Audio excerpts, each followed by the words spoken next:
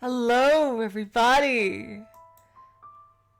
Hello, Owe, Guppy Force, and Apparition. Welcome back to the house in Fata Morgana. Last time, we had a bit of a bonus scene of the mysterious Giselle, who did not have a sprite, which I'm so glad I made the right choice. Yes! And we also went through door 3 and found ourselves in the midst of the Industrial Revolution in America with Jacopo. See, he's a bit of a schemer and not a very nice guy. Hello, Nagels. And he's actually married to the white-haired girl due to wanting to get ahead in the world in status. And we also met their maid, Marya, or should I call her Maria? I'm so used to saying Marya from Umineko. But yeah, she's obviously a very different character who seems to have the hots for the white-haired girl. Now, as we know from before, there is always whoever the master of the house gets to choose exactly how they are going to be represented in the maid's story. So people might not look exactly as they look to the other characters. And that's something to keep in mind. Hello, Nagels. Hello, Marco J. Welcome to the stream. So without further ado, let's get back into it. I hope the sound is okay for everybody. Music volume and my volume. If there's anything...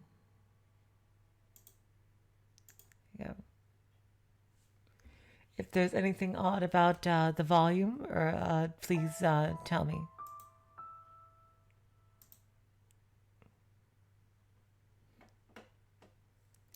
This is something that actually happened to another maid.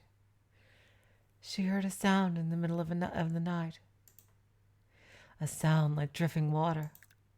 At first, she thought it was raining, so she looked through the window, and there wasn't a cloud in the sky to cover the stars. Maybe it's a faucet, she thought.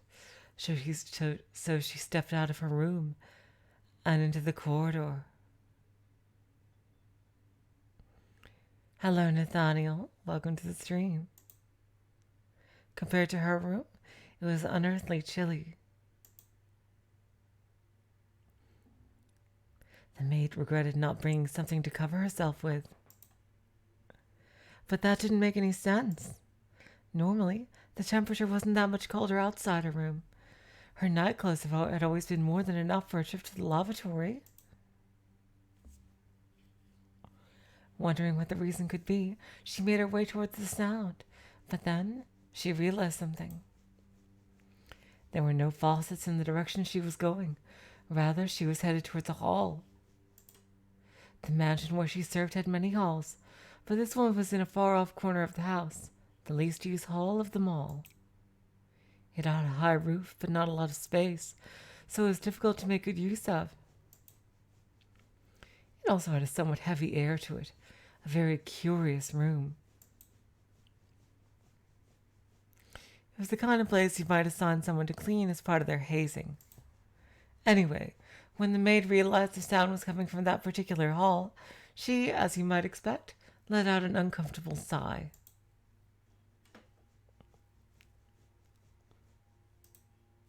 But there might be a leak, and having noticed, she couldn't simply ignore it, you know? So as much as she hesitated, she pushed open the doors to the hall. There was nobody there, and it didn't look like anything was leaking either. There were no puddles or water stains anywhere to be found. But she could still hear the sound, drip, drip, getting louder and louder.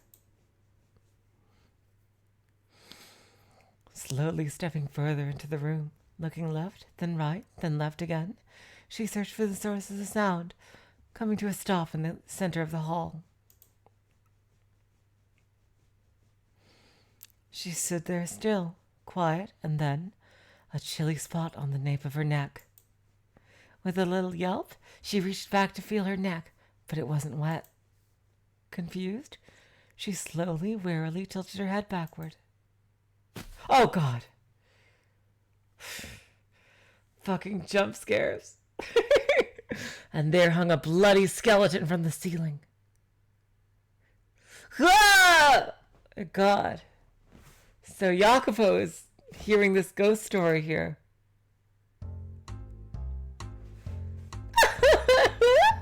Oh, that's rich. Amazing. Oh my God. You scream like a little girl. Oh, this music is so good. God, I love this music.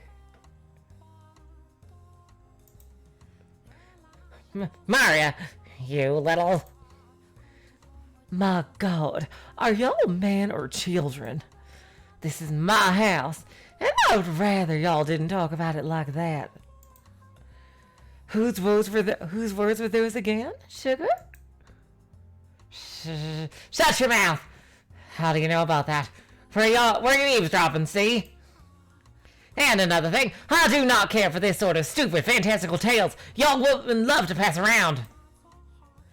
Because they scare y'all? You've never been able to handle anything scary, Iacopo. I made it too quiet? Okay, sorry. Sorry about that. My God, she's teasing the master of the house like this. Whoa! Hello, Rico Ralph. Welcome to the stream. Don't glare at me like that. Y'all are gonna destroy my sides.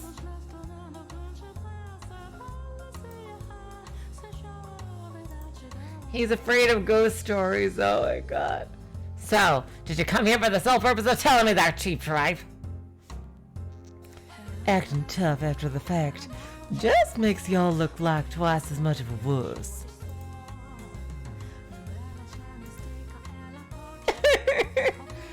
Well, I mean, I did make up a good half of it. The maid really did hear a sound in the middle of the night. And it came from the back hole of this very mansion. Did y'all know? They say it used to be a chapel. Interesting. So that ties back in with the whole scene with Giselle and the priest-looking guy, Michelle. Again, I have no interest in you women's little ghost stories. Is that so? Y'all sure you're just not scared? Marya! Well, that said, the rumors are completely unfounded, sugar. This is a pretty old mansion, and it's had a lot of work done on it. Kind of feels like it's barely holding itself together. Like a big old quilt with pieces from all different time periods. Maybe like it's some kind of ethereal haunted mansion transporting itself around the world, looking for misery and misfortune. But that's just silly. The back hall is one of the oldest patches. There's this huge window on the far end, and supposedly there used to be stained glass in it. Wow! Imagine if you skipped that scene. You would have no idea what she's talking about.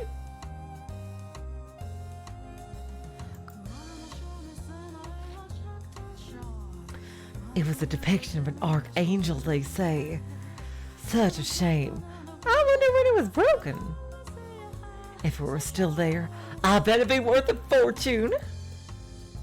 I find that hard to believe. First of all, why would anyone put a chapel inside a mansion? Y'all have got a good point, I guess. Now, how about you do some actual work, instead of distracting yourself with all this nonsense, see? I do work, but the all other maids can be a bit nasty, you know?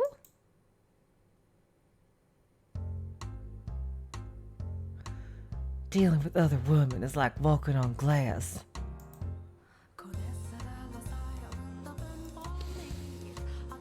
Huh. Am I to blame for that? Why would he be? Now, what if I said y'all were? Interesting. They're speaking very familiarly.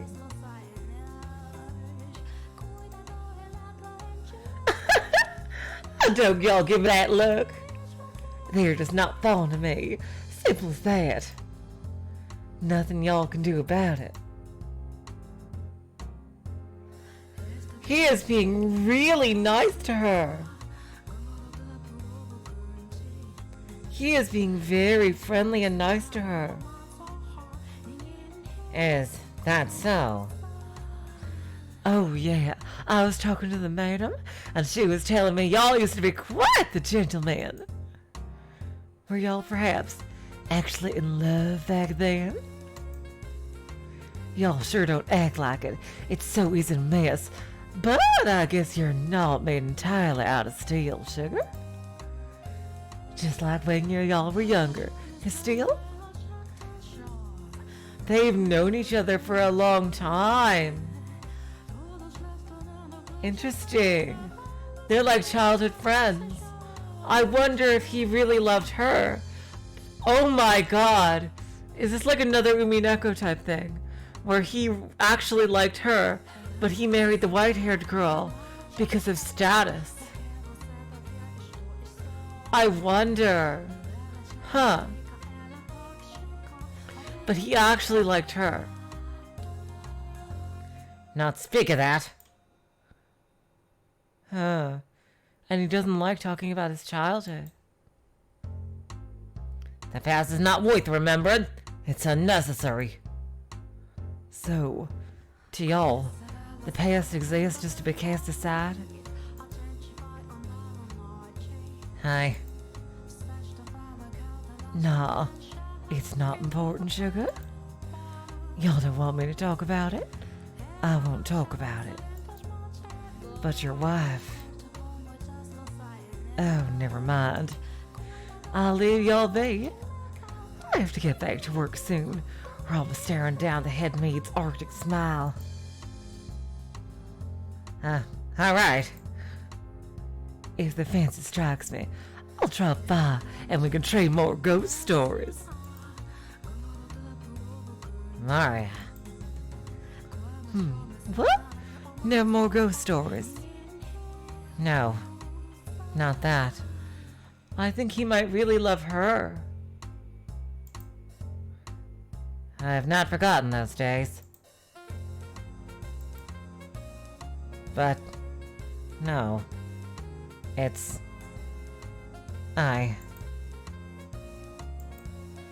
Wow, some actual pathos from him.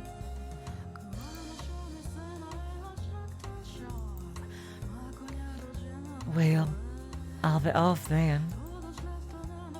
Alright. If the fancy strikes you, drop by and we could trade something other than ghost stories. You see? Huh. I wonder if this is like a Kinzo thing. I think that, I think he actually likes her, but only married the white-haired girl due to obligations for society. Maybe that's why he's so cold-hearted.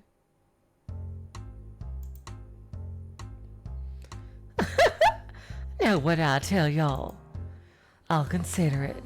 Goodbye. He is really broken up about this. God damn it. Can't escape anything. Yeah, oh my god. I bet he really likes her. And that's why he's not very nice to the white-haired girl. Like, imagine her working in as a maid in the exact, oh my god.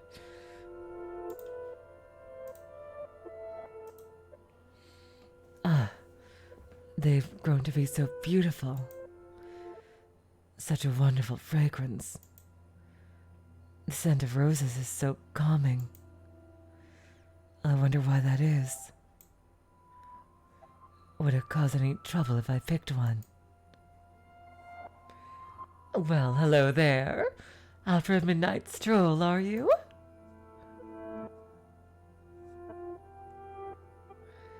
Quite the peculiar hobby, madam.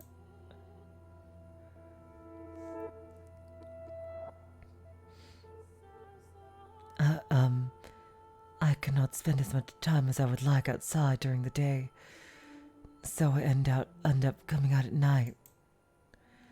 I apologize if I startled you.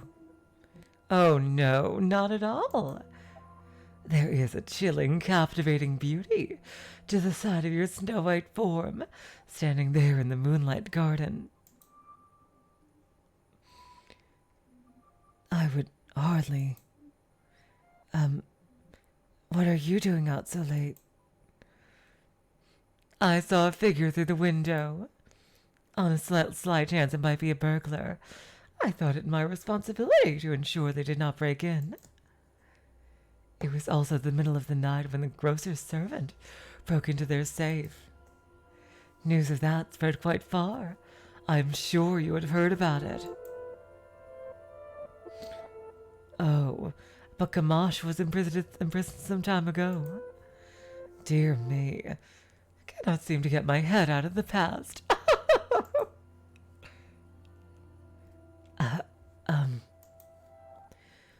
Do you intend to give that white rose to someone? Yes.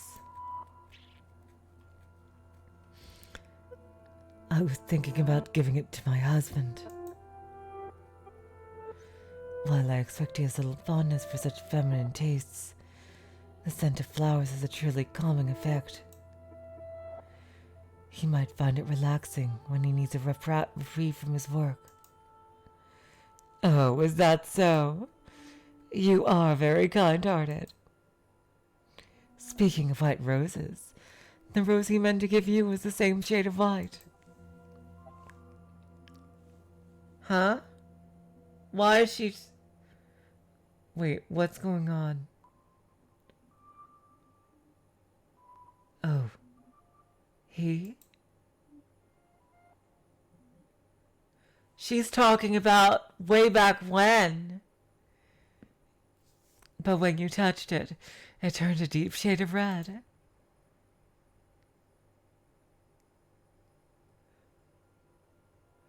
She's talking about... Holy shit! I wonder if the maid is talking about Mel.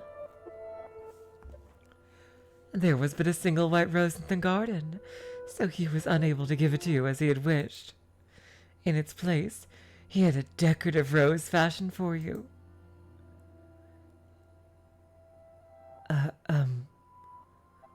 What exactly are you referring to? Oh dear, do you not remember? I suppose memory across the ages only happens to me.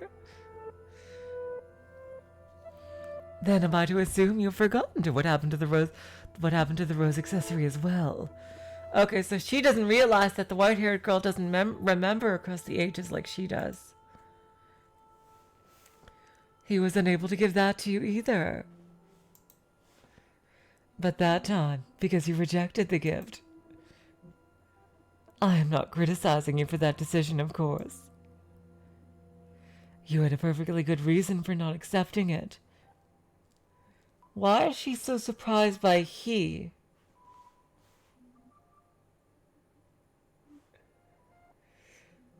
My mind is going insane. If thinking what I'm thinking.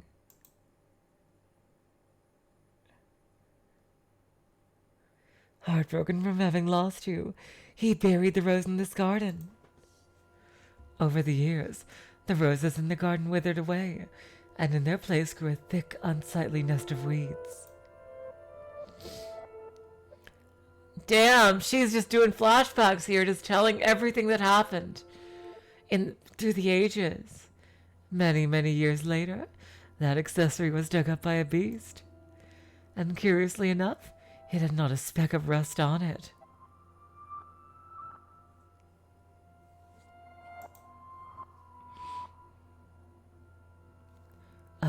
beast? You do not remember him either. Oh God, I thought he was quite unforgettable. The foreign man who, through his interaction with you, almost regained his humanity. I'm sorry. I have no idea who you speak of. The only gift I've ever received from a man is my Fanaka's wheel. And furthermore, I've only lived in the mansion for a year. While the garden was not as thriving as it is now, it was certainly not in ruins when I arrived. Because I had been taking care of it, yes. But for whatever reason, by my hands alone, I was unable to make it into anything quite as splendid as it is now. Once you arrived and began to work on it, however, just look around. You have restored it to its former glory, to the magnificence of the flaxen-haired family's time. I promise I'm not trying to fault you for anything. Now that I think about it, it makes sense you would not remember. Though you are still you, you are different from before. Different, though not in the sense you are a wholly distinct person. Tell me, is your name again? My name is yes, but you should already know that. Again? More proof that you are indeed you. Did you know that your current name is pronounced the same as the name of the person you are waiting for?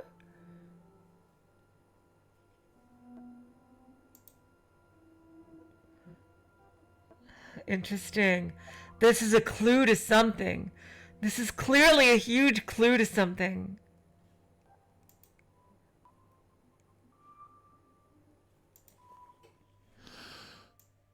God, if only I had any kind of clue to what her name was. I wonder if she's Giselle? Could she be Giselle? I wonder. What are you talking about? I've met you many times, and I know of your past, of events that transpired long, long ago. I'm telling you the truth. I first came to this mansion just a year ago.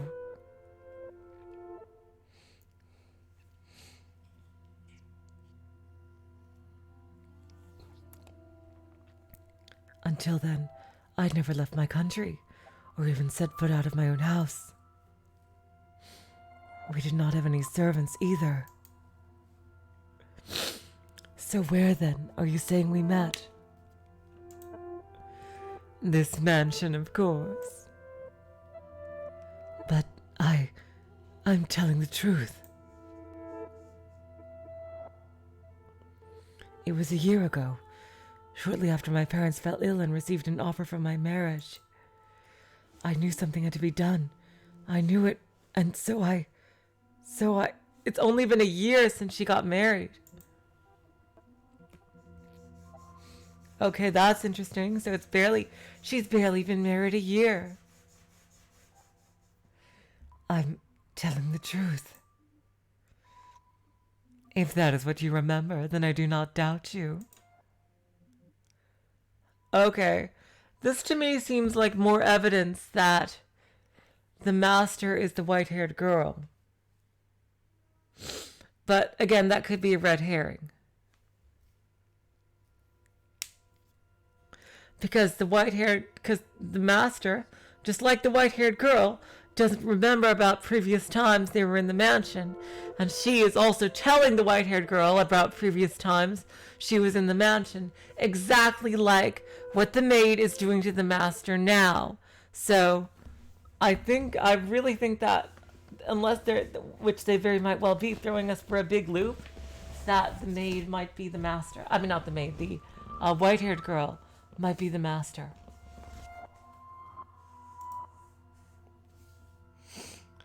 But I also suspect I know why you seem so flustered. Then again, it could all be a red herring. Maybe that it's supposed to seem obvious that the maid is the master. I mean, that the white-haired girl is the master, but it's actually someone else entirely.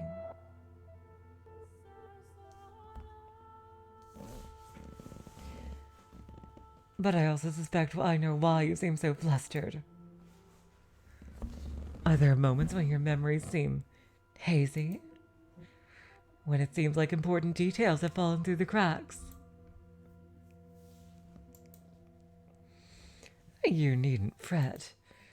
One day, eventually, you shall remember all. Yeah, this really seems like she's talking about the white-haired girl being the master to the point of, like, beating us over the head with it. But it seems way too early for a revelation like that.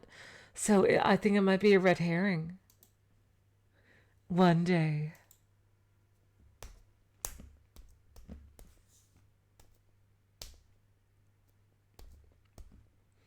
What the hell is this?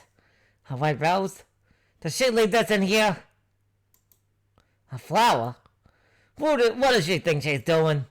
Is she trying to aggravate me? Why does he hate flowers? That garden. That damn rose garden is the whole problem. Flowers serve no purpose but to deceive. That garden is a sign of weakness. Interesting. Why does he hate flowers? It has no place in this house, see? Why does he hate flowers? Approximately a week had passed since then. The white-haired girl was, as usual, spending her time in her room, reading, staying inside the house. Then Marya barged in. Madam! Madam! Oh my, you're out of breath. What happened? What happened is we have a big problem. The garden, the rose garden. The garden? All the roses y'all put so much love and care into growing are being chopped down. We'll lose them all if we don't hurry. Upon hearing the news, the white-haired girl dashed from her room and toward the garden, with Marya following close behind.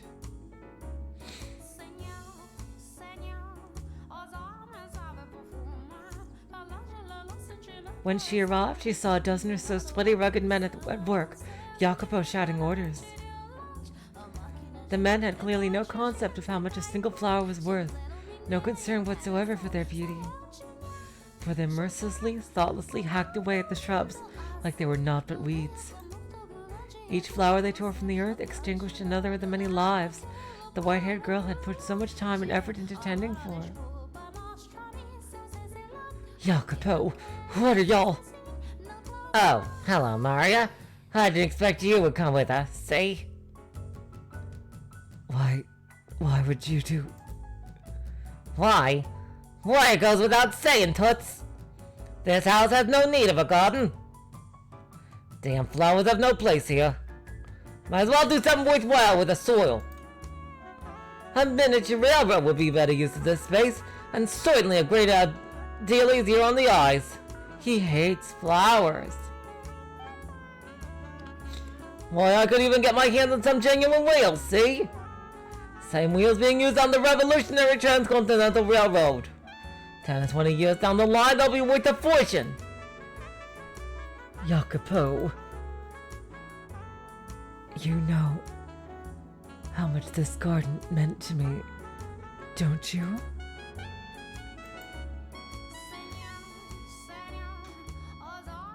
Did it honestly have no place here? Flowers have a calming effect on people. They give you peace. They are not by any means worthless. So, you're saying that the white rose was your passive-aggressive way of telling me to calm down? Not at all. I simply thought you... At the end of the day, you're just using them for your own purposes, to trick and deceive. Yeah, seriously, the music doesn't really... To you, this rose garden was nothing but... Jacopo, y'all gone too far. This isn't right. Heh, gone too far? This is my mansion! What I do with my property is my business. With that rose arch out of the picture, we'll have a much better view, see? There won't be anything blocking the sun any longer. Oh, God. Weren't you supposed to be sensitive to sunlight? Damn, he is really an asshole. God damn. Oh, hello, David Lohman, and welcome to the stream. Spend too much time out here and you're liable to fall ill.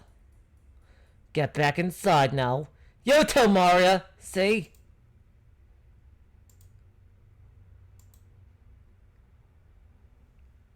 Why does he hate flowers? The poor thing, though she did not say a word, was surely thinking, are you truly that determined to rob me of my sanctuary? The words twirled around in her head, unable to make the final journey to her lips.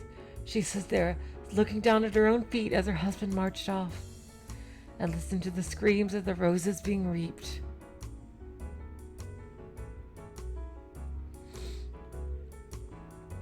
After being torn down by Jacopo, the garden reverted to a state of ruined dissolution. A shame, after all the work went into restoring it to the beauty it had under the flaxen-haired family. And as Jacopo had said, in its place went scraps of metal, train wheels, prototype models, carven rods. These items may have had value for him, but I certainly do not think it was worth robbing his wife of a place that made her feel comfortable, just so we could store them there. Besides, I was rather fond of the rose garden myself. The roses seemed to evoke a sense of nostalgia in me.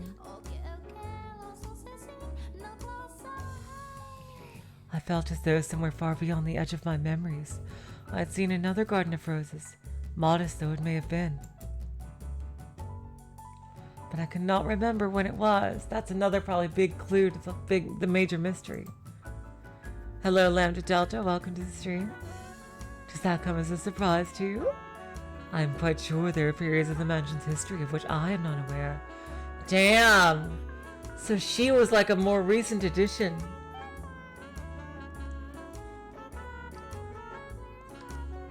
But in any case, Iacopo has caused many people great pain in order to repurpose that garden for himself, and he continued to walk all over his wife.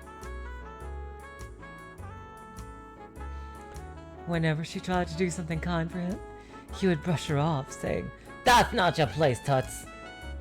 He paid no mind whatever to the looks of dejection that rose to her face every time he rejected her. I was beginning to wonder if anything she had said about the man he had been a year earlier was actually true. Same!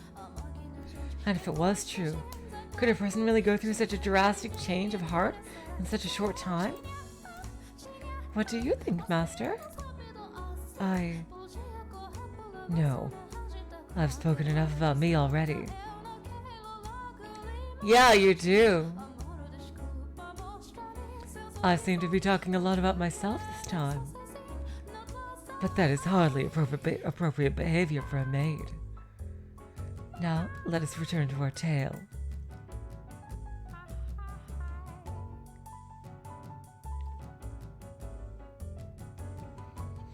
That evening, the white-haired girl sat in her room, staring sorrowfully at her Finocchus wheel.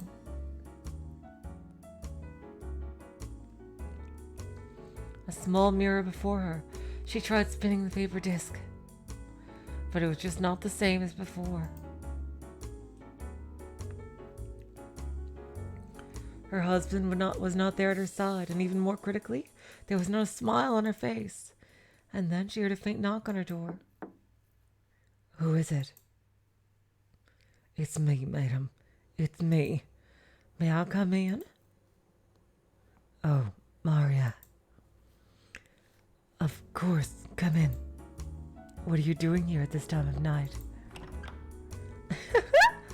Well, I was just wondering how y'all were doing. Should I have left y'all alone? Oh, it's no trouble at all.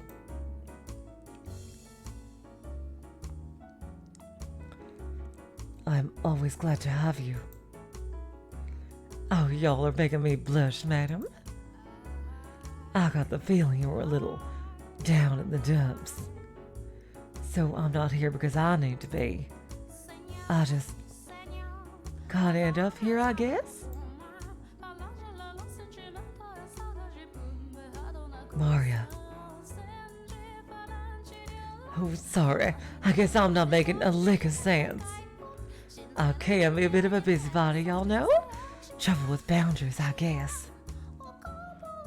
Never been able to fix that. No. I don't consider you intrusive at all.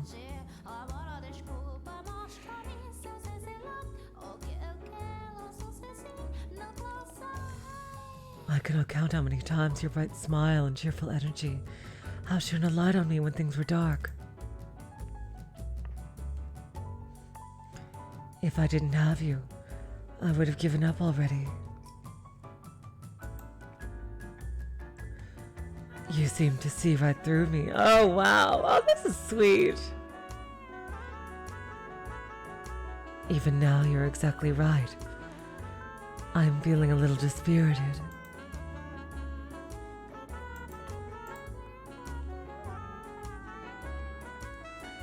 That garden was an even bigger life raft than I thought.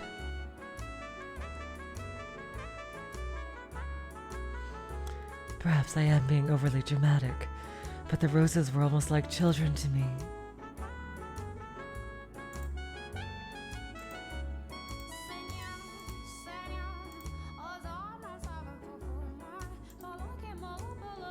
I get it. I do. Y'all put your heart and soul into tending that garden. It was obvious how much you loved him. Of course it's gonna hurt watching a bunch of men stomp all over your flowers when you care for them like your own children. Now, I know I said this once already, sugar, but y'all don't need to force yourself to put up with him, really.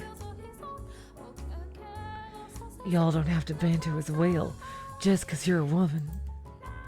You can survive without him. Anytime y'all want to walk away, that's your choice. I mean, I'd sure be lonely if you left, madam. But your happiness is more important than any of that. So, you know...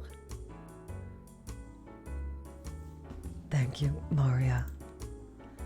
I truly do appreciate it. But I would still like to wait for the day I can see his warm smile once more.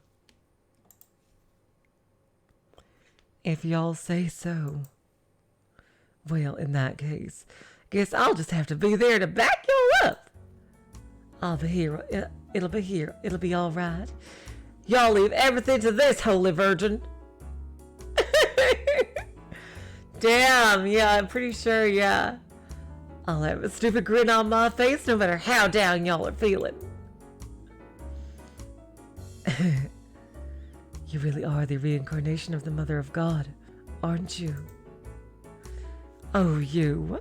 I told you it's just a joke, sugar. Or whatever. So, hey, madam, how about a dance? A dance? At this time of night? Yep, and since it's so late, no loud music.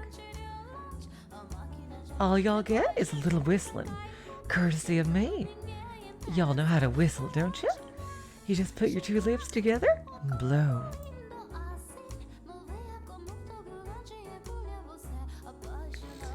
But this room is too small for... We'll use the Great Hall! Wouldn't that put us in everyone else's way? He would probably complain about the noise, too. Oh, no need to wear your sweet little head. Jacopo's out inspecting some factory or something today. After that, he's got a meeting, so we'll be staying the night elsewhere. The rest of the maids are in their rooms chatting away. No one will notice. Where I come from, sugar, we dance all the time. We talk We take eat, drink, and be merry to heart.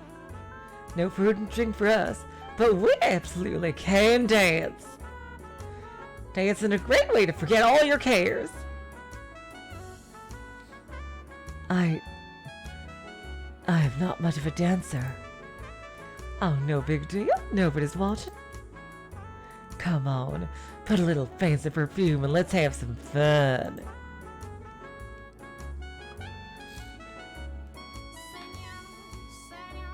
I don't have any perfume, though. Didn't think so. Y'all got the right ingredients, madam, but y'all don't try to make anything special out of them. You've got so much potential, but not even a decent-sized wardrobe. At the very least, y'all should wear some perfume. Which is why, ta-da, I brought some with me. The maids are in love with this stuff. It's a big hit with women all over the country. The base is vanilla, and it's got several other fragrances mixed in. Give it a try. It smells divine.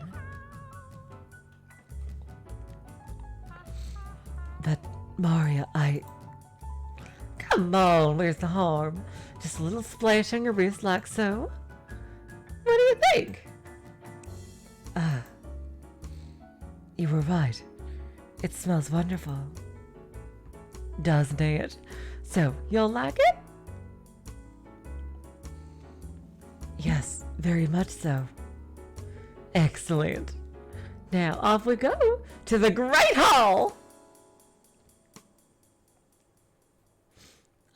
Are we really going to dance? Y'all bet your butt we are.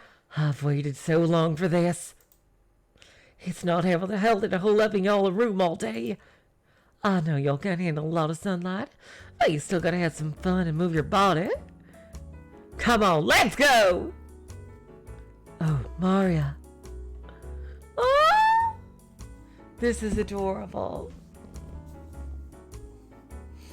Though she looked outwardly uncertain as Marya led her forward, a hand around her wrist, the right-haired girl seemed to be enjoying herself on the inside.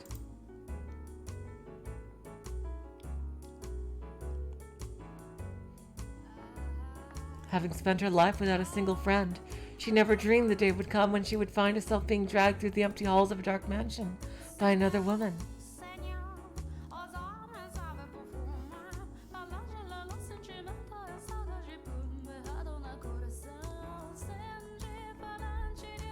Marya's presence seemed to shine a light upon the quiet corridor. It would have been a very lonely trek without her.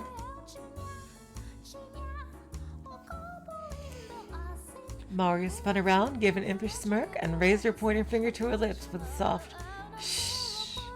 Oh, damn, she's doing that anime thing. The sight of it caused the white-haired girl to chuckle quietly. The two of them, on their way to the secret private ball, were like two adolescent girls.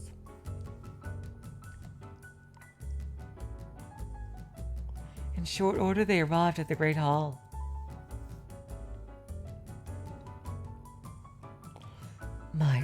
My heart was pounding all the way here.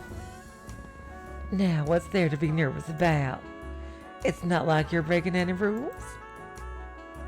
Only kids get in trouble for staying up late, sugar.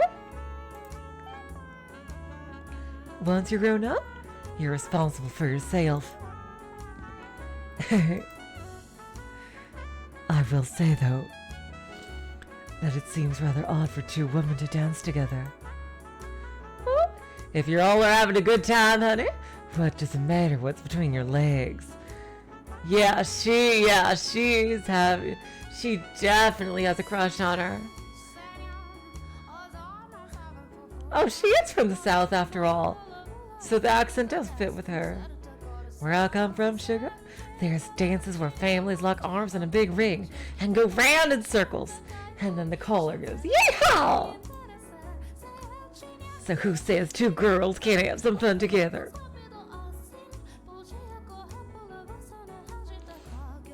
I imagine you had many good moments with your family. Well, I don't have a family anymore, sugar. What? Alright, so I'll show you how it's done. Just change the subject here. Watch carefully, because y'all are up next. Oh, okay. With a wide grin on her face, Marya began whistling softly and prancing across the floor with an energetic rhythm. It was not the kind of complicated dance you'd see at fancy parties.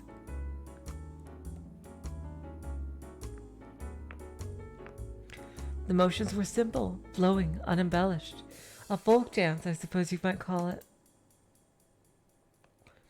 She seemed to be improvising a little bit as well. But in any event, the white-haired girl was captivated. Despite it being a sequence of steps anyone could replicate, Marya breathed life into the dance.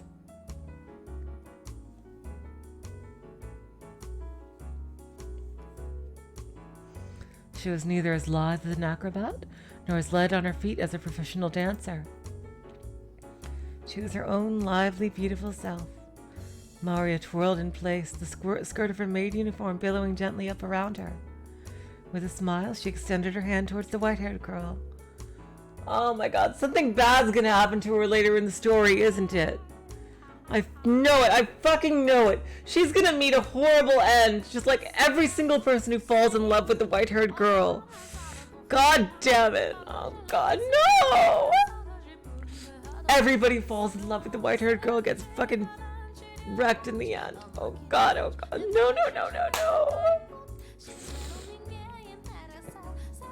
She hesitated for a moment, but as if being pulled by some invisible force, she took Marya's hand.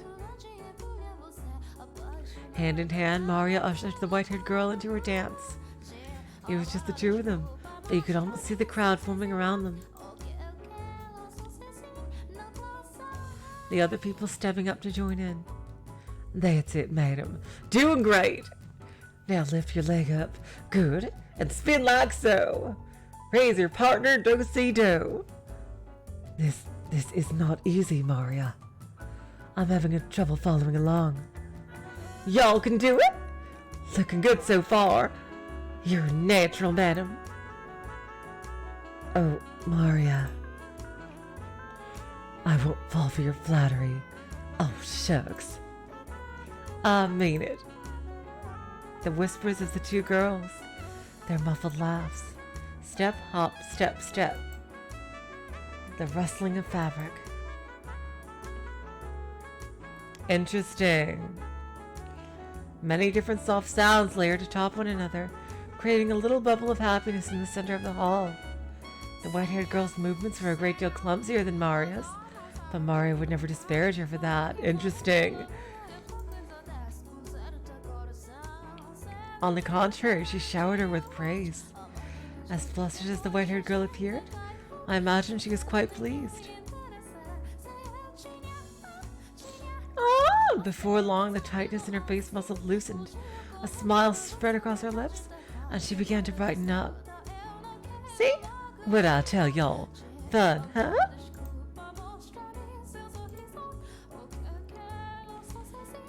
Yes, I am quite surprised.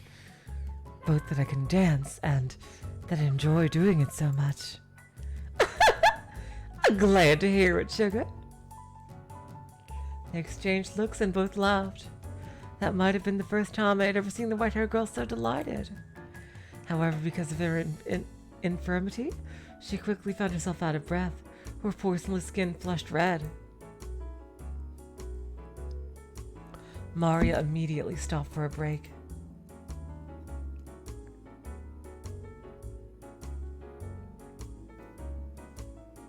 She surely could have continued dancing for some time yet, but Marya was conscientious of the white-haired girl's physical condition. She looked over at Marya regretfully.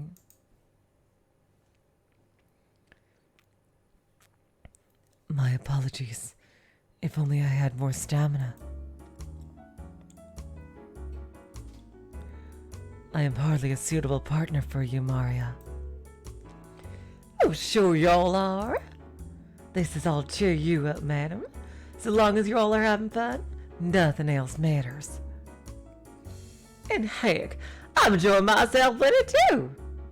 What do you think? Wouldn't it be nice to do this again sometime? Whenever you're feeling down, let's dance, sugar.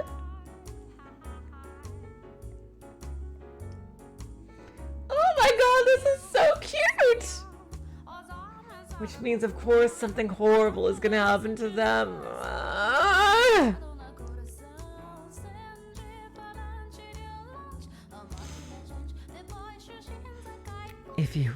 If you really do enjoy dancing with a frail girl like me, then I would be glad to have a little more confidence in yourself, madam. You're so pretty and kind-hearted. I have loads of fun when I'm with y'all. So you don't need to be so hard on yourself. Got it? Oh, she is so nice. Oh my god, she is so nice. Thank you. Believe me, honey, the pleasure is mine.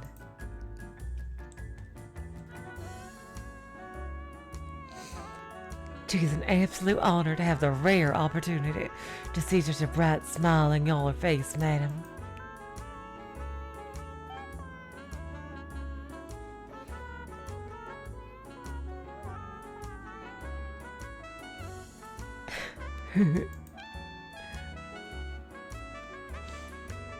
My apologies for keeping you out so late. I should get back to my room.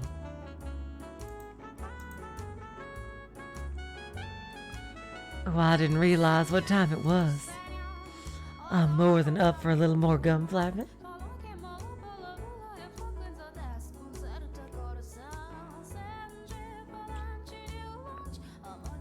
You have improved my mood more than adequately. I would not want you to be tired for work tomorrow. Oh, okay. Shucks, missed my chance again. Well then, let's get out of here. Yes, let's.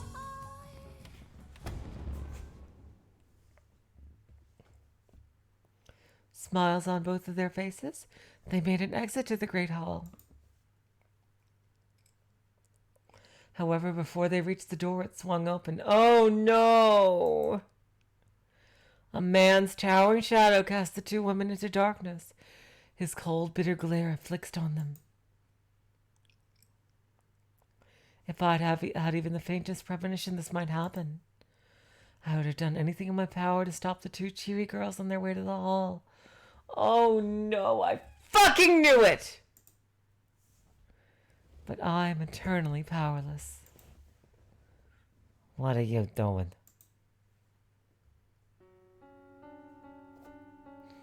Standing before them in the doorway was the master of the house, Jacopo. Oh.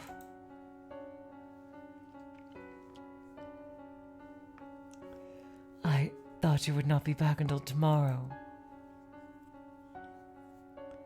And how would you know that?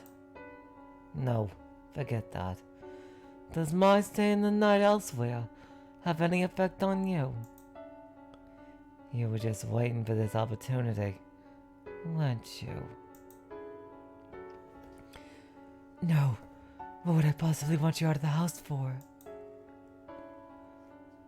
I'm sure you know better than anyone. See? What? What is that smell? Perfume. When did you get perfume? And I have to say, you seem to be having quite the time. See? Look at you. You're out of breath. Red as a beet! I made the right decision coming back. Where the hell were you going? No, I wasn't going. Jacopo, calm down. Seriously. You shut it! Now you're taking the tramp side! I've told you before, you are not to leave this house without voice consulting me! Do you mean to tell me you've forgotten? God, your ears aren't just for show. Alright, they better than that. They even thought the part you don't want to hear! No, I swear, I was not doing anything you... Silence! I have no interest in your excuses! You're always watching from the shadows, observing, trying not to step on anyone's toes, see? And in the back of your mind, you're mocking me! Hello, Nick Ryuzaki. Oh God, this guy needs to die, and fast.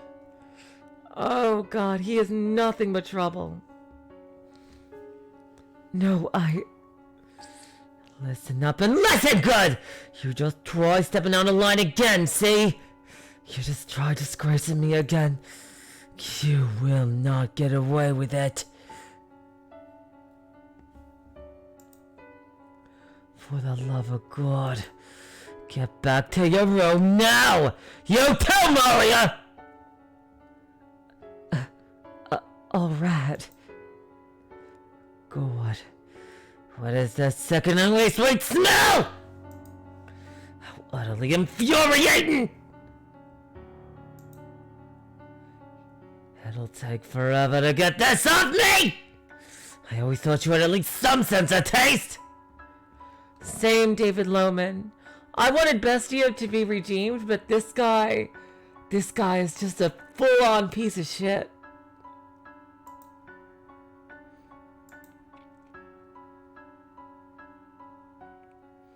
Why did he have to disparage her so? What did she do wrong? What did she do to deserve that? She did nothing whatsoever wrong. What is he going on about? What is his deal? She deserved none of the ridicule he showered her with.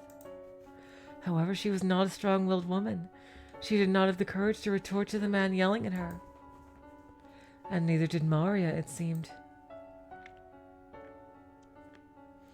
Without another word, they both scrambled out of the great hall away from Jacopo. The white-haired girl was a painfully miserable sight to behold.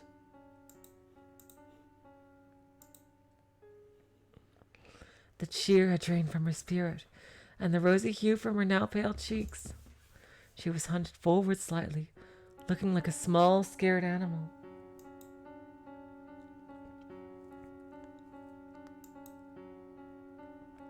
Say, I'm sorry. This is all my fault.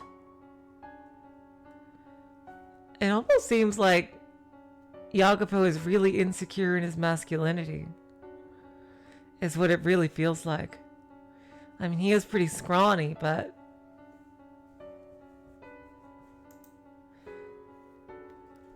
If I hadn't asked y'all to dance, and me bringing this perfume only made things worse.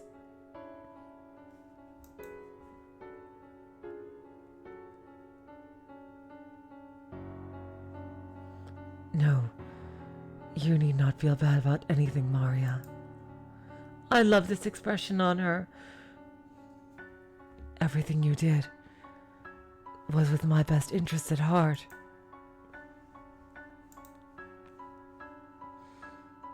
So, don't worry. I will be fine.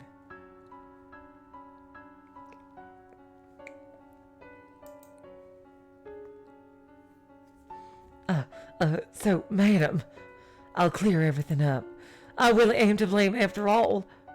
He wouldn't even give you the time of day if you tried. He's a stubborn little shit when he's mad. I'll talk to him. He's more likely to listen to me. He really seems to prefer Marya to the white-haired girl. I mean, yeah. I'll make sure he knows he was jumping to conclusions. That I'm going to drag y'all out there to dance.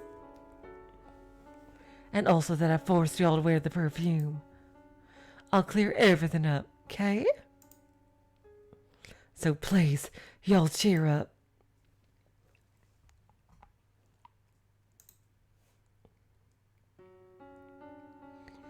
Yeah, Kraus gave off some kind of a really bad impression in episode 1 and 2, but Kraus is not that bad of a guy, really.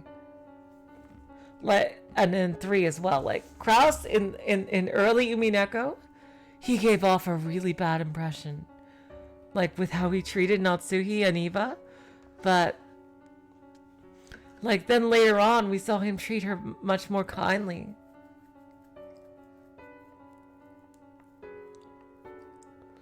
And, like, in the end, you pity Kraus more than hate him, I think.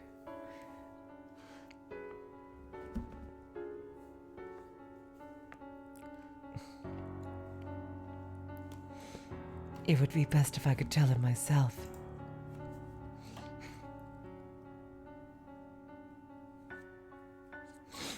But yes, you are right. He would likely not listen to me. He rarely ever listens to me. I should be ashamed. I cannot even hold a simple conversation with my own husband. All these things happen, you know? It's not easy being married, in a lot of ways.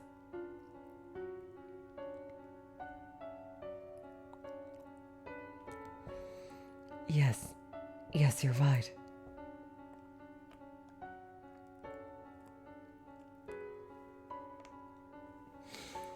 I apologize for having you do something so unpleasant, but I would appreciate that. Oh, no problem, sugar. I'm happy to. No need to apologize. I've got this. I'll dunk his head in cold water until he's not blowing steam from his ears anymore. I'll cool him down, promise. And y'all never know. Maybe he'll open to listening.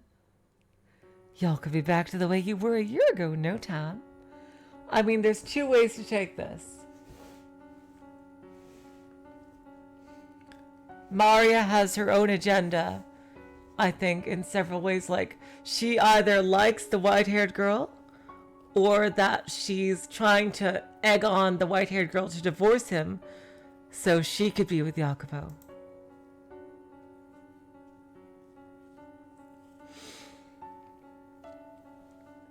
Now don't y'all worry. I'll take care of it, madam. Be positive. Y'all look so much better with a smile on your face. All right. Thank you.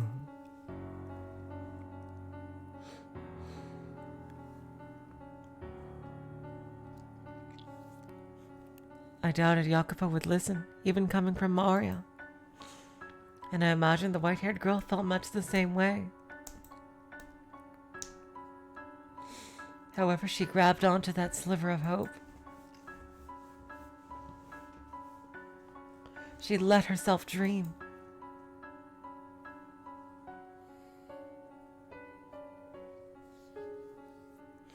She let herself believe, even just faintly, that everything would go well. Such is human nature. When uncertainty has you in its clutches, you can grasp at whatever hope you can find to keep yourself afloat. That's why you need some certainty in your life. That night, she did not sleep. She was afraid that even in her dreams, Iacopo would reach out at her. She felt as though her memories of a year prior were beginning to crumble away.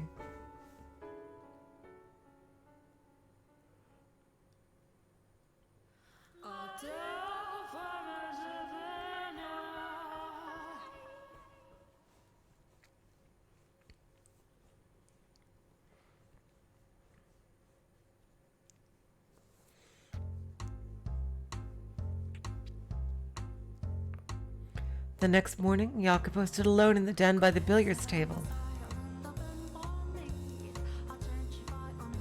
He appeared to be rather agitated. His face was twisted into a frown, his pointer finger tapping restlessly against the hard surface of the table. Evidently no longer to stay in one place, no longer able to stay in one place, he paced a circle around the table, then swiped for a rack and cue, setting up some game of 9-ball.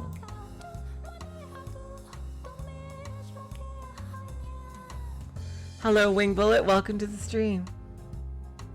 I am not intimately familiar with the ways by which men entertain themselves, but in truth, I was bewitched by the sight of him leaning over the table.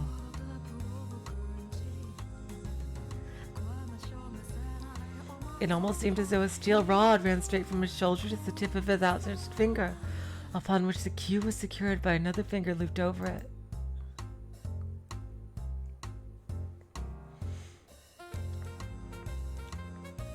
With a smooth, flowing motion, he thrust the cue forward slightly, pulling it back and repeating the process once more.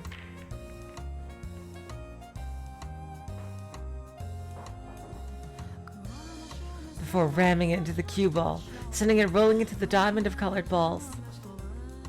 A chorus of clicks and clacks emanated from the center of the room.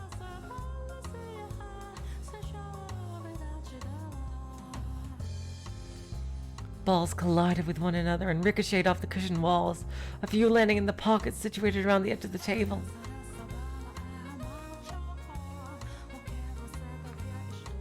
Jacopo appeared to have accomplished this with little trouble, but I imagine merely striking the cue ball with the stick would be rather difficult for someone inexperienced. It is.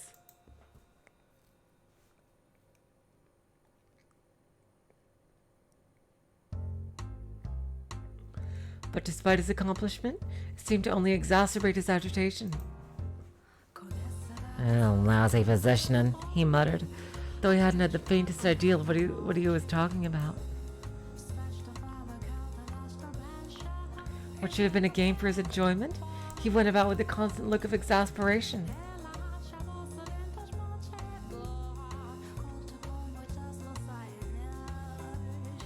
I suppose he was using it as a way to blow off steam. And as a result, the tension in the air was palpable. I felt it would be improper to intrude upon him, even considering my distaste for the man.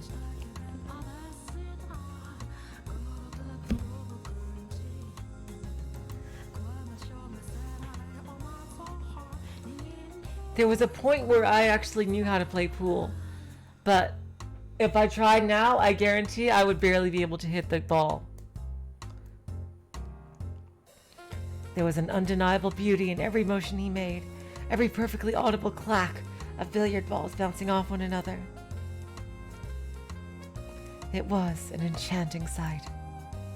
But then someone without the slightest regard or appreciation for beauty came in marching in with a hammer to shatter it like glass. Gotta say, that was pretty impressive. I wonder who this is. A man leaned against the frame of the open door. He was neither a resident nor worker of the mansion.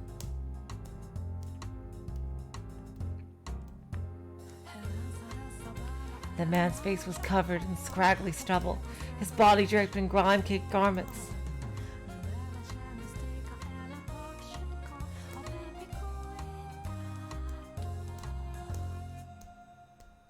His eyes were sunken so deep it was as though I was looking at a fleshless skull, though there was a feral glimmer in them.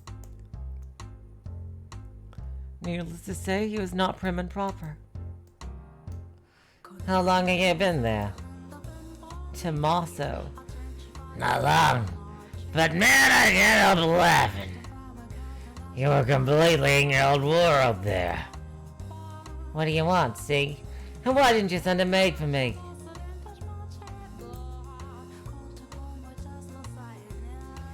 Don't be such a hard ass. We ain't strangers, man. Why should family have to go to the maids to see you? That just ain't right, brother.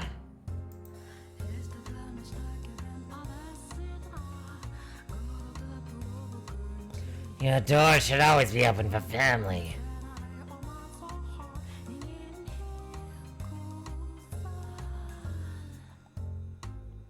Enough. I am not your family. We're bound by something even stronger than blood. They are family, a Koska, capiche? Don't.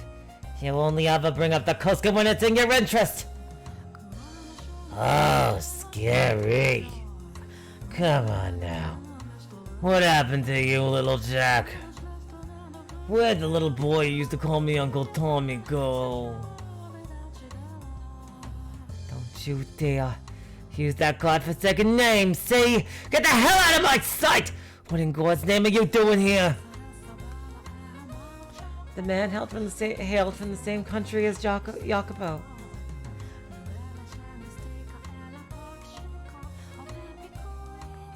They had a peculiar relationship. That they were not blood related. He referred to Jacopo as a family. I knew it. They're gangsters, obviously.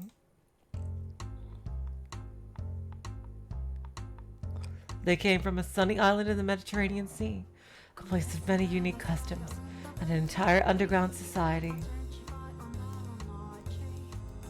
Koska was a word that originated from and referred to those underworld families. Yeah, I was gonna say, this seems a bit early in periods of history for this. It would be another 30 years or so before organizations like theirs received much public attention. At the time, they were not widely known.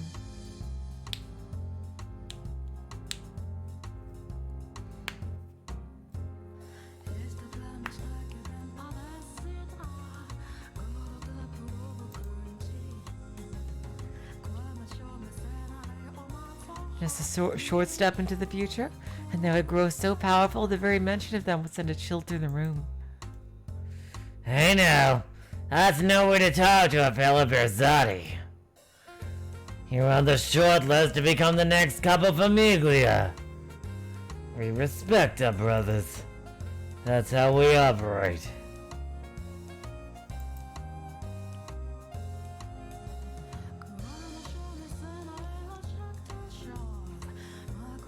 I could go home and say you threw me out of your house. How'd you like those rumors to spread? The soon-to-be Capo Famiglia wouldn't even listen to a little request. I very much doubt anything you could say could damage my reputation, see?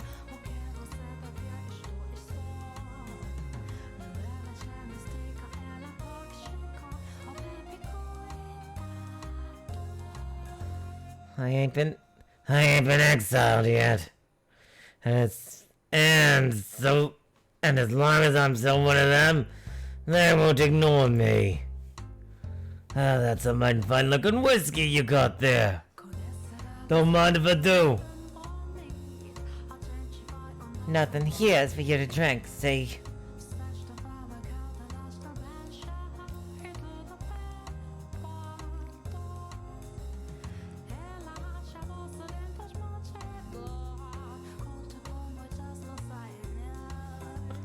Booze is my lifeblood, man. No love for a brother. You worthless leech. It surely won't be long before you find yourself in exile. If you're lucky enough to get off the hook with just exile, that is, see? A child could snap that scrawny neck of yours.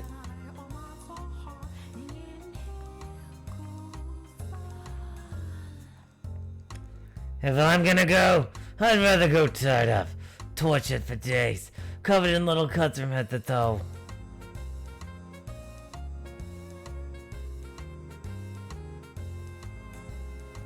You sick bastard! You disgust me! Call me a carnal adventurer. I despise the mundane. Last thing I want is to go out like a wet fart.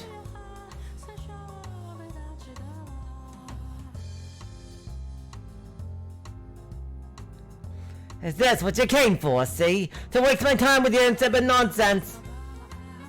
Oh, hardly. Surely you have an idea what I'm here for. And how much I need.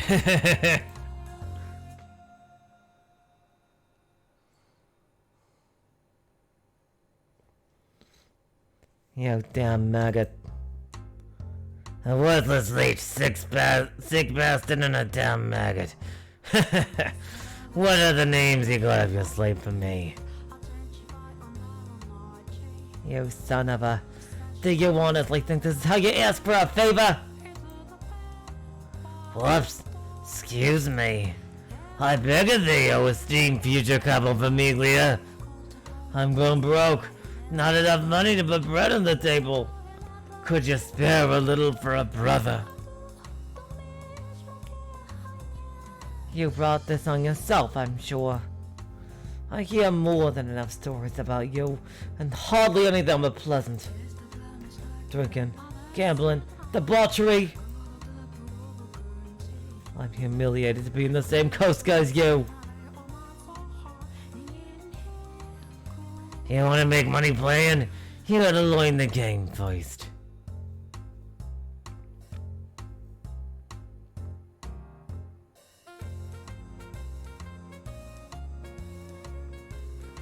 Says the worm who played himself into oblivion.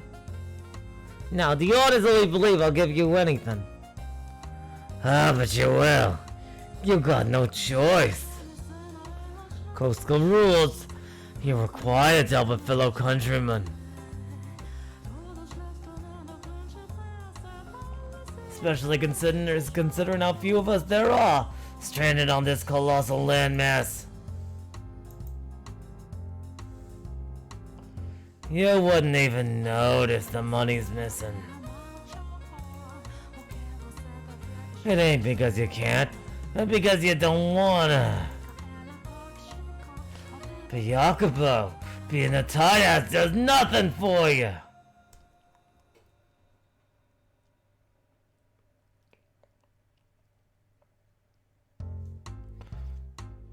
Me coming to you for help keeps your good name clean. That's the thing about being boss.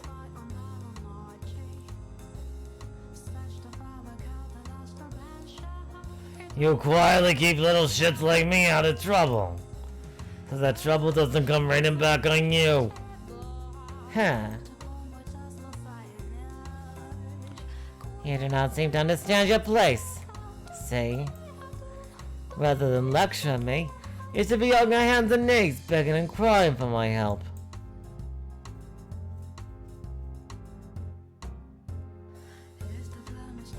If that's what you want, I'll gladly comply.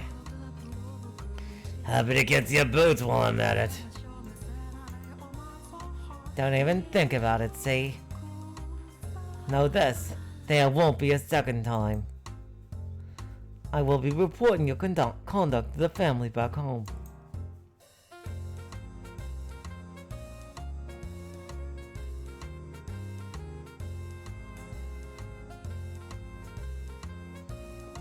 I will look forward to seeing how they deal with you.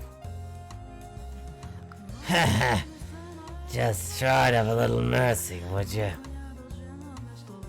Hey. Hey! Is there a maid around? Doesn't matter who. See? How may I serve you, master? Get a single stack from the safe. Here's the key. It goes without saying, but don't touch with anything else, see? Give the money to that man. Oh, give the money to that man as you're escorting him out the door.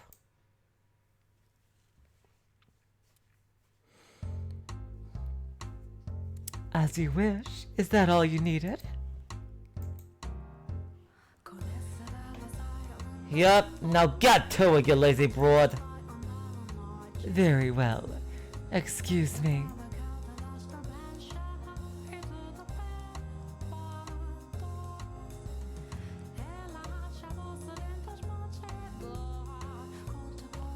Well. That's one look of a maid you got there. But there's something I don't know. Eerie, strange about her. Like she's some kind of demon ghost thing. Huh, fancy that. We agree on something, see?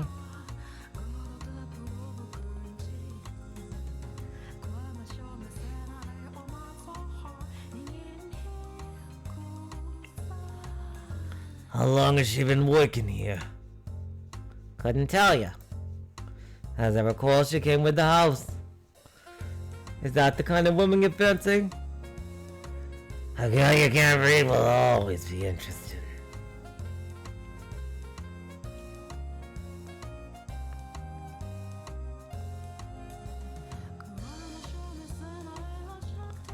Is that so? Now that he mentions it, how old is that woman, see? Oh, I suppose it doesn't much matter. She is centuries old. Oh yeah, Jacopo. One other thing I want to talk to you about. Was it this time, see? If it's more your bladder, I will shoot you dead with you where you stand, I swear. Now, no need for threats. This one's about your, better half. What about my wife? Well, to put it simply, she came to me asking for advice, looking a little distressed.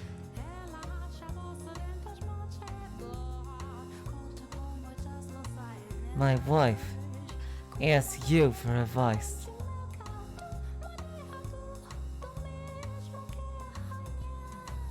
Yep. From the sound of it, you're pretty much rough on the little lady.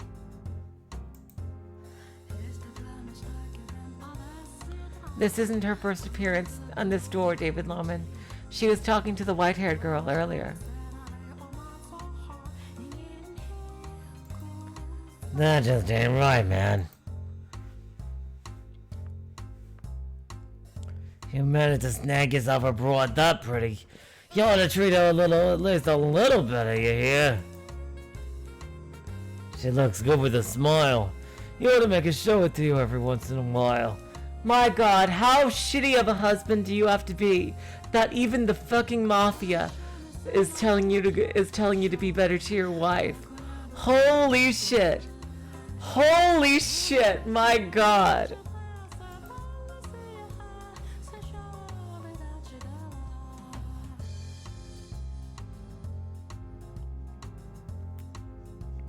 Why would she come to you about that? Don't ask me. Maybe she ain't got no one else to talk to. And you know, for whatever it's worth, I'm part of the same Coast Guard.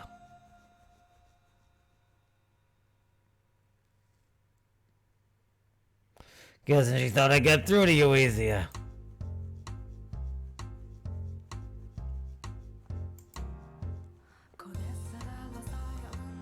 Really, you just have to put a little more thought into how you act around her, and she'll be smiling for you like always. Oh yeah, I've got just the thing. Women love this stuff, I'm sure she'll be thrilled. Oh God, I bet it's perfume. Yep! Oh God. Is that perfume? Haven't you heard? Everyone's talking about it.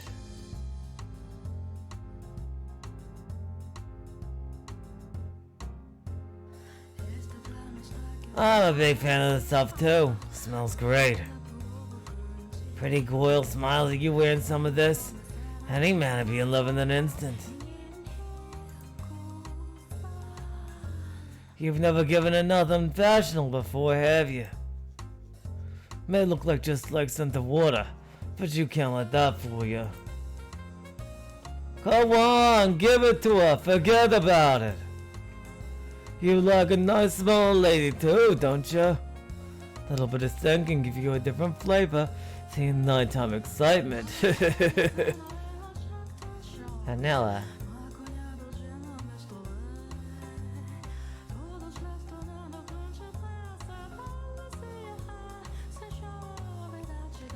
Well, I've said my piece, so I'll be taking my leave.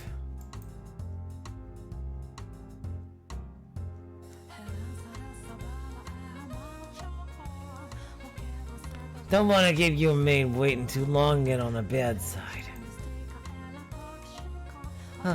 Hold on, Tomato. Why would she? Make it last. That's all the advice the Uncle Tommy has for you. Ciao. Wait, Tomato! Something's going on here. I could go after him. It'd be a simple task to catch him, grab him by the neck, and make him tell me. Tell me when he spoke with, where he spoke with her, and what she told him. But why? Why will my legs not move? Asking him for advice, fashionable perfume, a smile. She looks good with a smile. She'll be smiling for you always.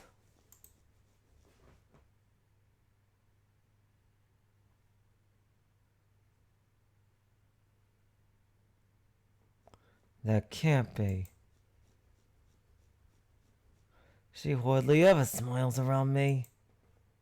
But she'll smile for him. Come on, Jacopo, what the fuck do you think? You treat her like garbage! Last night, when she was short of breath, having such a grand time, wearing that perfume, getting ready to leave the house. Just who was that stuff for? Smile for? Oh no, now he thinks she's cheating on him. Oh God.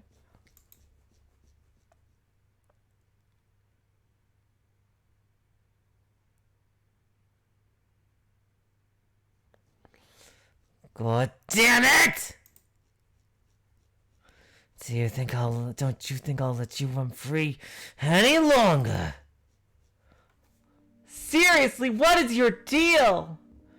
His eyebrows were furrowed, creating deep creases on his forehead. Several servants stood off to the side, watching their master attentively as he stomped past them down the corridor. However, no one said a word to him. Had I not been preoccupied attending to his countrymen, I could likely have prevented it. Oh no! Oh no! The look on his face would have made it obvious something bad was about to happen. Oh no! Something that would serve only to further her misfortune. She was already in a less than ideal situation, and it was perched on the edge of a hill, soon to begin rolling down and into even worse territory.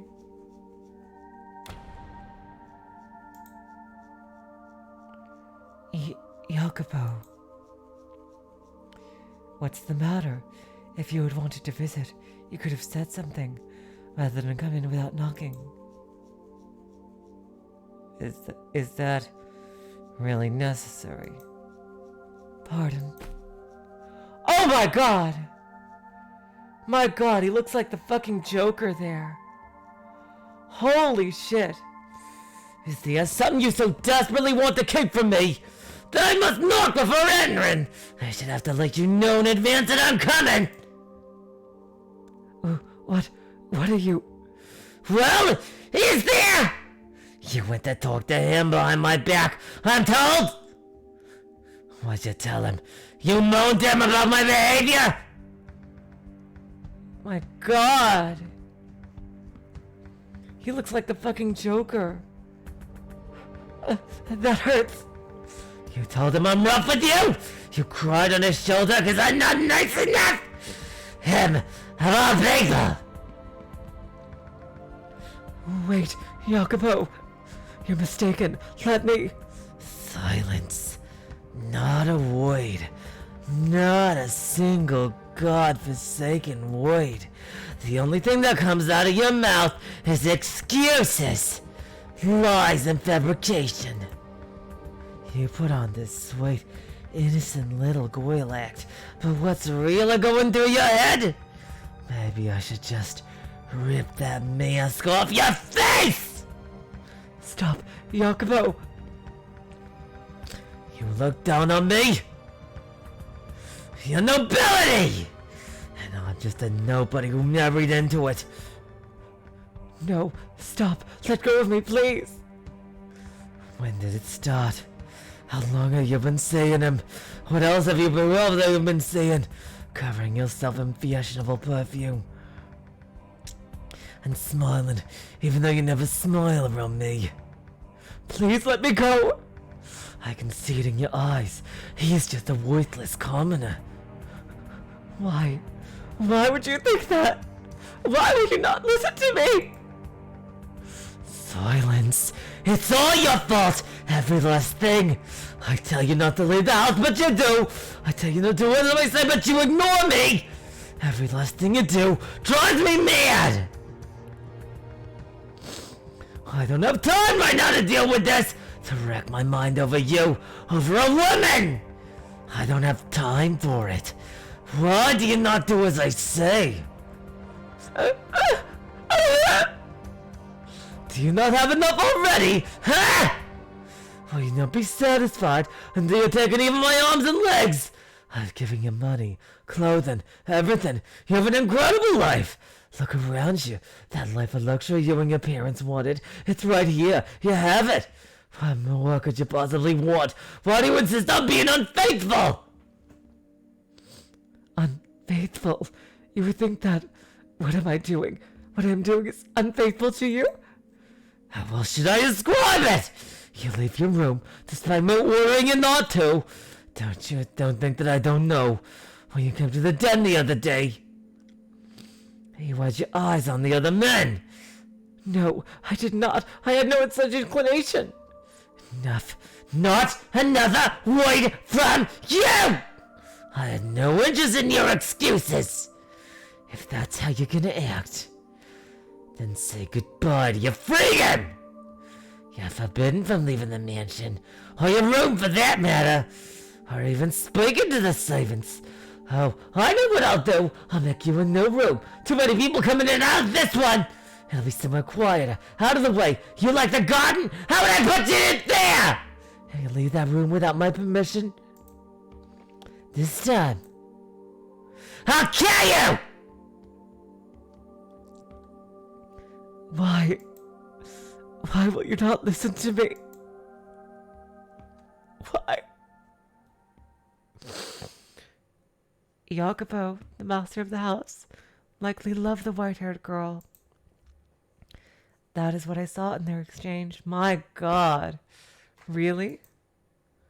Normally, love is supposed to be a sweet, warm, wonderful emotion. It makes you care for, value that person even more than yourself. But it was the exact opposite for him. I never knew that love could be such a painful thing. How did his love end up so twisted? What did he expect to happen by confining and abusing the woman he loved? Perhaps he was conscious of that. To be human is to sometimes find oneself driven by uncontrollable internal impulses. A few days later, Jacopo dragged the white-haired girl from her chamber and led her outside. The garden she had once loved was now a thing of the past. It had become a dreary space, nary a rose in sight, and being taken there did nothing to improve her mood, only sadden her further. The cold, grey piles of metal freckling the barren earth seemed to mock her.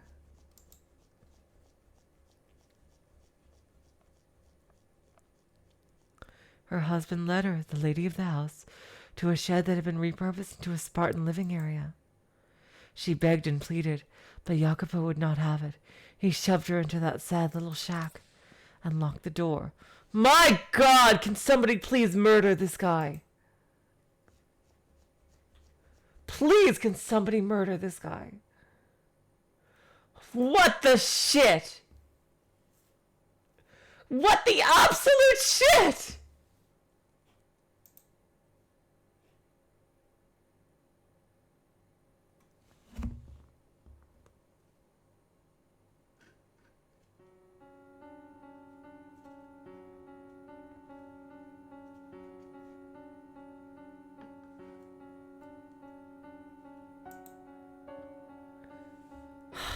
Jesus Christ. How did things end up this way? Why? All I wanted was to go back to the way things used to be. For us to be able to smile around each other.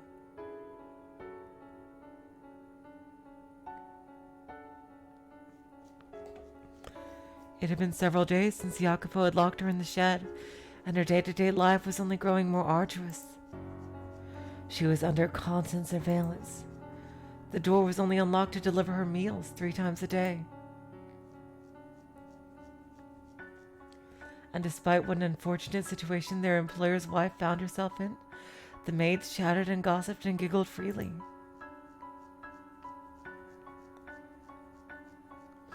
Not even in the shadows out of her presence, the tactless young maidservants whispered directly to the white-haired girl when they brought her meals.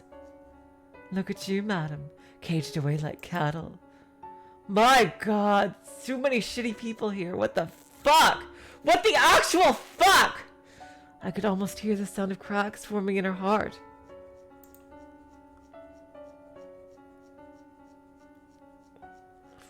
I imagine she had gotten to the point where she was having difficulty merely holding herself together. She had done nothing wrong, and yet she was forced to live this life of insults and mockery, of ridicule.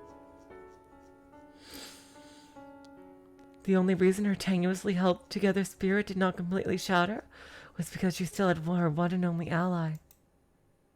The maid Marya volunteered to attend to the white-haired girl.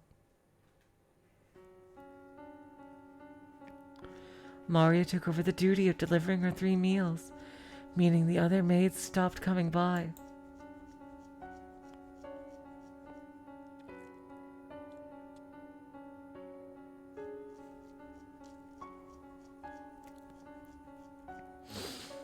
And that relieved the white-haired girl's mental and emotional stress considerably.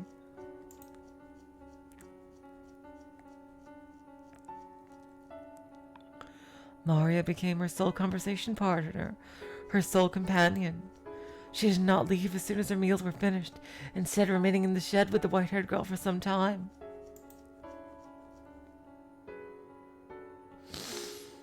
Oh God, Marya, please, you gotta help her.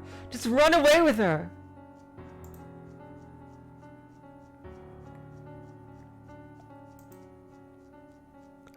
So, madam, how about a funny story? I flubbed up pretty hard the other day. You want to hear about that? So, a couple days back, I didn't get enough sleep the previous night, right? I'm helping out in the kitchen, half awake, plating up some food. And when I got to bring out to the guest, my heart about leaps out of my mouth. Guess why? What I thought was a plate was actually an ashtray. Man, I was sweating like a piggy. The guests didn't seem to notice, but the other maids were pale as ghosts the entire time. Just about everyone has themselves a case of the vapors. Oh my God, she actually said the vapors! Oh my God, you are totally the Kitty A voice. I got quite the tongue lashing and clean up. Pretty funny, huh? Oh, did y'all? Oh, did you? Sounds like it was a pretty bad day. I couldn't imagine what having a bad day is like. Yeah. Hey, madam. I know there's not much point in telling you to cheer up right now, but I'm sure he won't keep you locked up forever. He's just a bit crabby for now. It'll be all right. Although, I guess this is a bit drastic for a temper tantrum.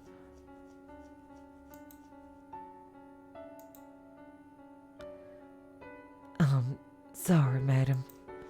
If only I'd have pushed him a bit harder. If only I had a little bit more influence, he might not be in this situation. I thought I could be of some help, but I guess I'm not doing a great job of that. No you're not, sad to say. Oh God, I bet there's gonna be even more despair. I bet she's gonna try to do something to help, but she's gonna be killed or something like that. Oh God, oh God. Oh God. Oh God, oh God. I'm too worried about the future. Oh God, oh God, oh God. Of course not, Marya. You absolutely are. Just your being here takes a great weight off my shoulders. Still, though, I feel so worthless. 'Cause I'm just a maid. I can't set you free.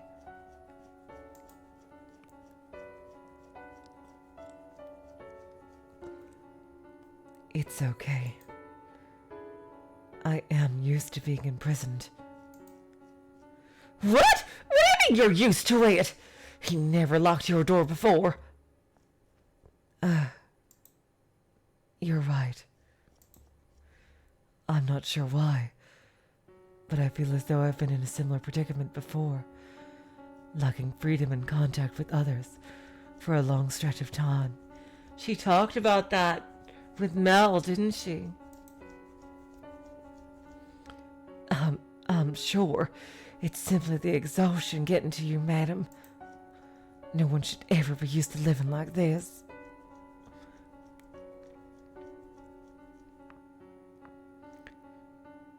Yes, I agree. And I pray things go back to the way they were soon.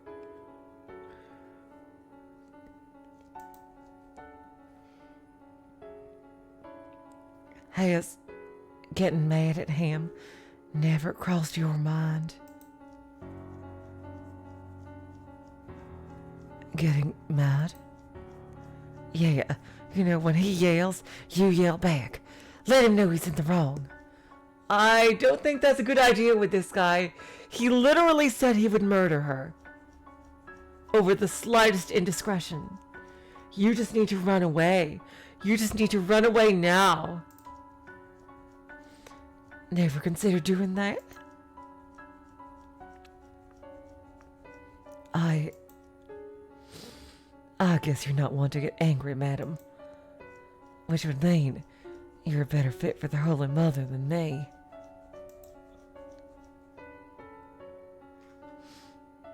Oh, no. I do sometimes want to get angry. Interesting. I wonder what the white-haired girl would be like angry. My God, I bet she would be so totally I couldn't even imagine. I would bet it would be one of those quiet, boiling rages. Like, I bet her anger would be like, her eyes would be like fire.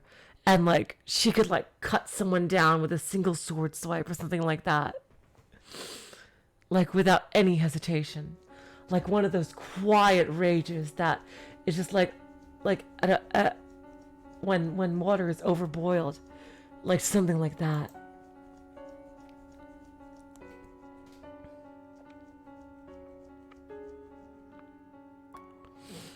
To tell you the truth, it's almost always going through my mind how, if I did raise my voice, perhaps he would listen to what I have to say.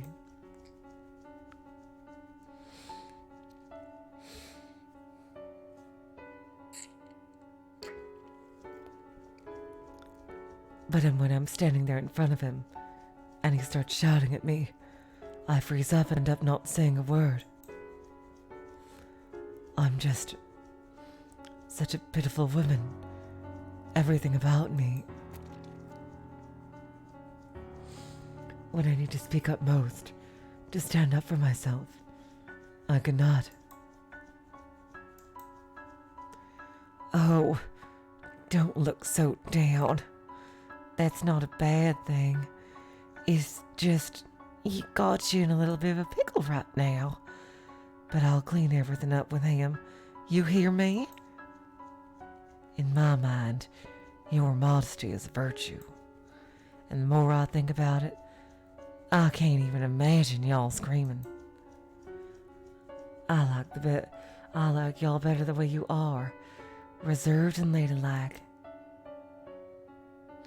Y'all can leave all the yelling to me. I'll do whatever I can to help y'all, madam. I've got to say, I love Marya so far, but it almost seems like everything she's doing kind of backfires. And I don't know why I can't help but be a little bit suspicious of her. I don't want to be. Maybe it's because she was so friendly with Jacopo earlier. Like, it seemed Jacopo really would listen to what she has to say. But I don't know, I can't help but be a little bit suspicious of her. Like, it seems to me she could actually help out by talking to Jacopo.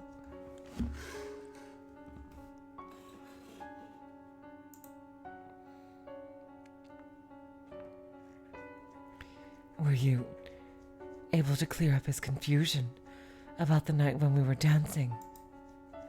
Oh, about that. Sorry, he just wouldn't hear it.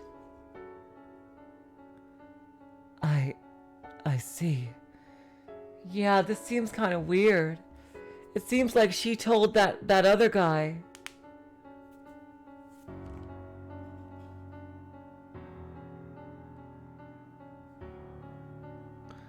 Tommaso, like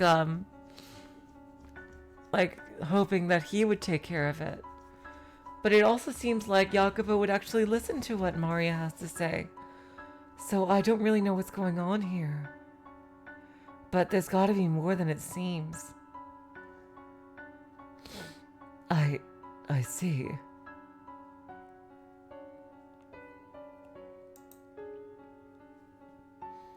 But I'm not throwing in the towel. I'll keep trying as long as it takes. So? Say, Marya, could I perhaps ask another favor? Huh? Yeah, sure. Let me have it. I would like to write him a letter. A letter?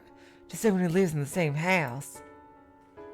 Oh God, I could see this backfiring. Oh God. Yes. As things stand, I could not simply go visit him on a whim. And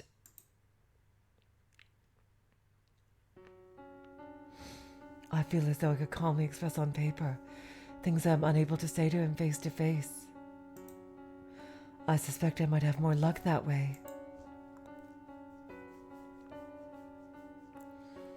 I also believe he would be more likely to maintain his composure, reading my thoughts in a letter than hearing them from my mouth. With it, I can clear up all the confusion, and things can go back to the way they were. A letter, huh? Interesting.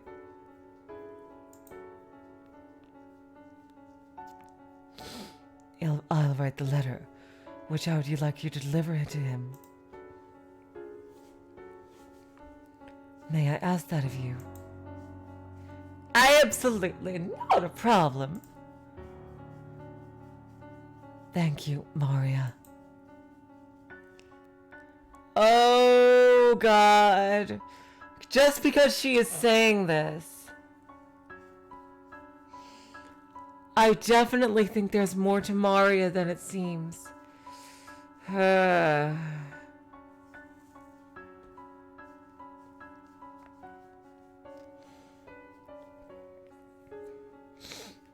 are the only person I can count on, and I mean that.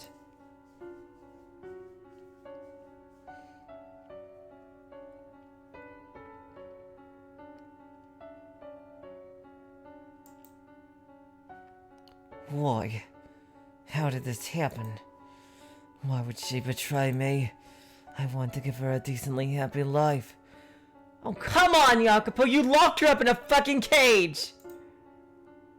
I didn't want to get violent with her. That's the excuse every abuser gives. That's literally what every fucking abuser gives, you fucking monster. Yet when I saw her face, when I heard what she had to say, I couldn't restrain myself. Oh my God!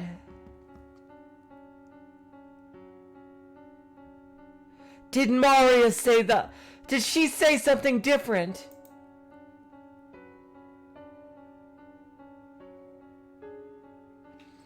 I guess what it comes down to is that No matter how you dress it up, I'm still a Berzati.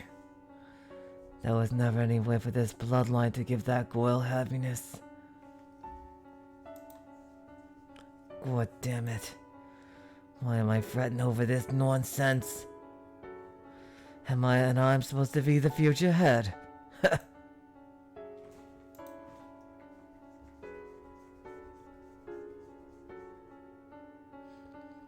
An illusion.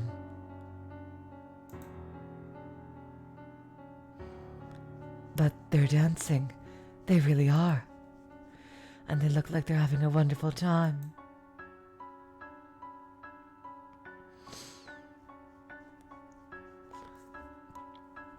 Are you sure it's an illusion and not something else? To me, it does not seem to be. I cannot see it as anything but two tiny people dancing. That's how it works. Reach out your hand and try to grab him. You won't be able to. Ah, you're right. That's a shame. I didn't think you actually would. But it's the most precious thing. They look as though they're dancing atop my palm. It's almost frightening how much innocence rests with those hands. It's as if they've been completely cut off from all the world's filth. My hands, however, are soaked in blood. I fear that bringing her into my world may taint her. Am I capable of protecting this woman's purity?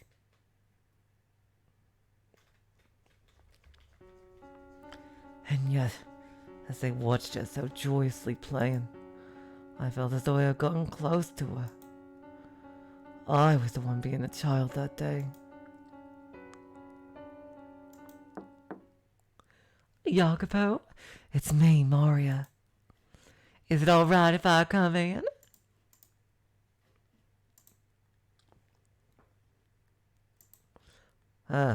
Marya. That's fine. Come in. All right, then. Okay, let's see.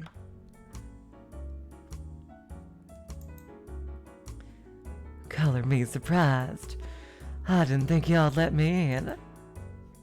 Have I ever denied you access to my room? Yeah, they know each other from way back. Nope, but y'all have been looking pretty glum lately. I've never exactly been a cheery man. True enough. I know y'all told me before not to talk about your wife, but I'm going to stick my nose where it doesn't belong today.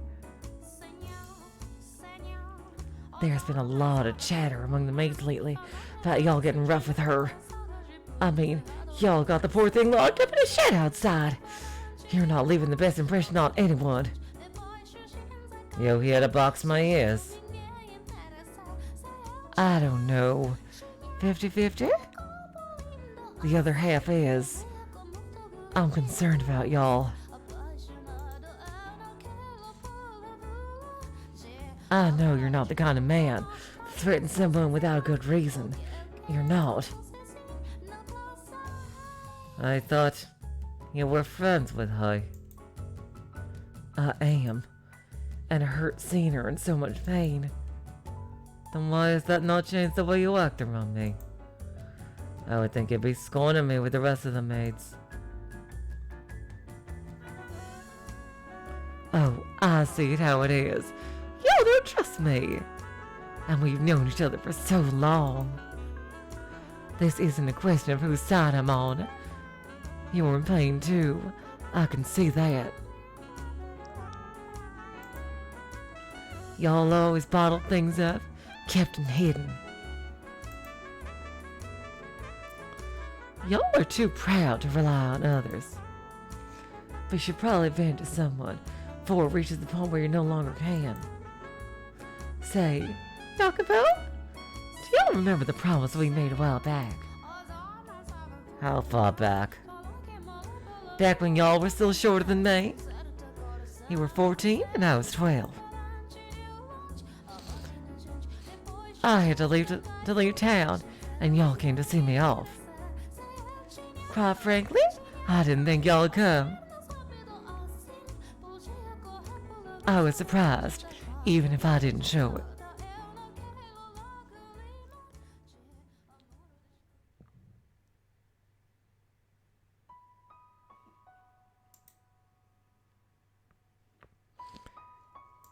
Okay, you guys.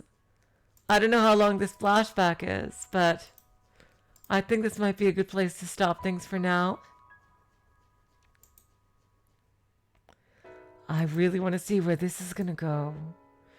Jacopo seems like a completely different person when he's talking to Marya. My God. Seriously, he totally seems like a completely different person when he's talking to Marya. It's like, I just don't know what to make of him. He is such an asshole, but, like, he just seems to be, it's so weird. He's so different sometimes.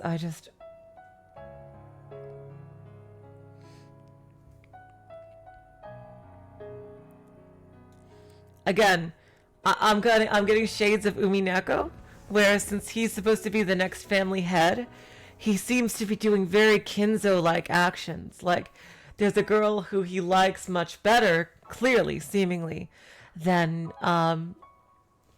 the girl he married, who he's much friendlier with, Marya. I think it seems like he really actually loves Marya, but had to marry the white-haired girl due to obligations. Exactly, Marco J. He's surprised. Like, this is all due to his own actions. Like, I don't know what he's thinking. Really, like...